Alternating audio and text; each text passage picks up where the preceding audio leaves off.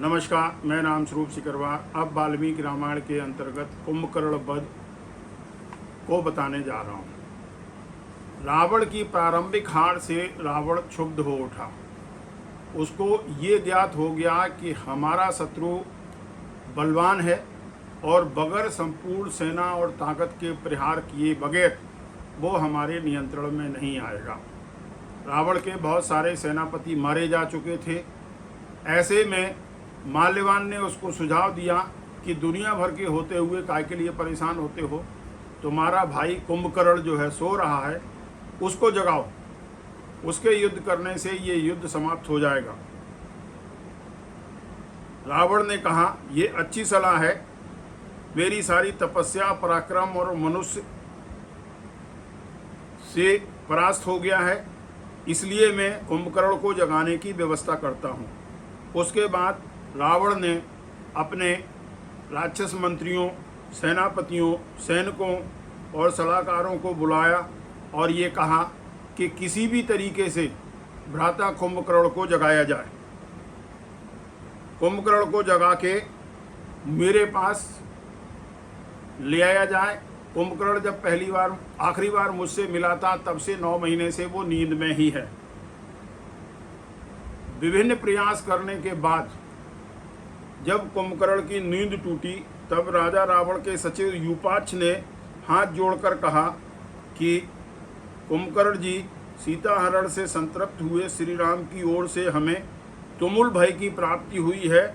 उन्होंने राक्षस राज रावण को हराकर जीवित छोड़ दिया है और कहा है, हे राक्षस राज, लंका को लौट जाओ। तब से रावण के प्राण संकट में पड़ गए हैं। तब महोदर ने कहा, महाबाहु, पहले चलकर राक्षस राज रावण की बात सुन लीजिए, फिर गुण दोष विचार करके उसके पश्चात जैसा आपको करना हो वैसा युद्ध में शत्रुओं के साथ व्यवहार कीजिए। रावण के आने की सूचना राक्षस वीरों ने रावण को दी। कुंभकर्ण के आने की सूचना राक्षस वीरों ने रावण को दी। तब रावण ने कुंभकर्ण को स्वयं देखने की बात कही। फिर कुंभकर्ण रावण के महल की ओर गया। रावण के महल में जाने के बाद कुंभकर्ण ने रावण से ये कहा कि वो राजा हमेशा ही निकृष्ट होता है जो पहले कृत्य कर लेता है और उसके बाद मंत्रियों से सलाह मांगता है। आपने सीता हरण करने से पहले क्या मंत्रियों से इस संबंध में विचार विमर्श किया था? नहीं। रावण गुस्सा हुआ, ये बोला कि मुझे तुम्हारी सलाह की ज़रूरत नहीं है, तुम जाओ, फिर से सो जाओ। और ऐसा कह के कुंभकर्ण ने ये कहा, नहीं, मैं भ्राता हूँ, मैं कल ही युद्ध का अंत कर दूंगा। कल से कोई युद्ध नहीं होगा। आप मुझे आज्ञा दीजिए, विजय के डंके बजवाइए।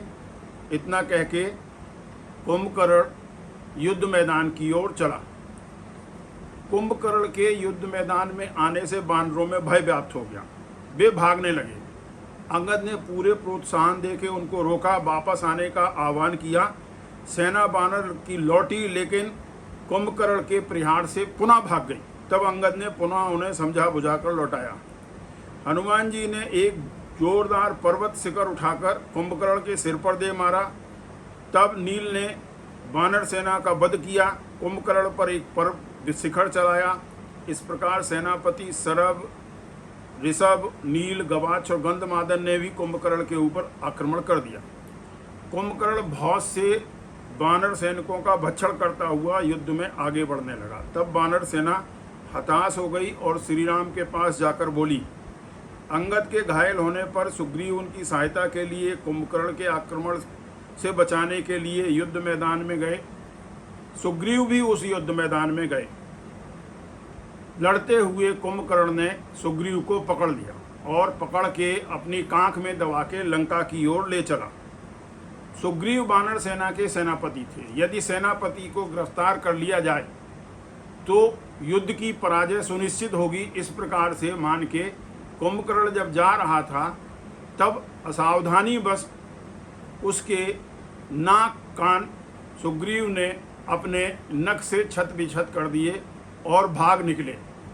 कुंभकर्ण ने ये सोचा कि यदि मैं नाक कान छत बिछत स्थिति में वापस लंका में जाऊंगा तो मेरे ऊपर लोग बाग हंसेंगे क्योंकि बड़े बहादुर बनते थे। इसलिए वो पुनः युद्ध के लिए वापस लौट पड़ा।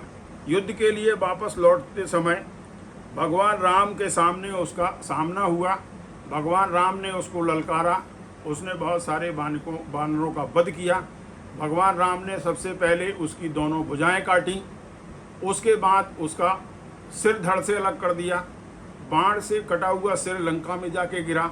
भगवान राम ने एक बहुत तीक्ष्ण बाण चला के उसके धड़ के 2 टुकड़े कर दिए और ये धड़ समुद्र में जाके समा गया। इस प्रकार से कुंभकर्ण का वध हुआ।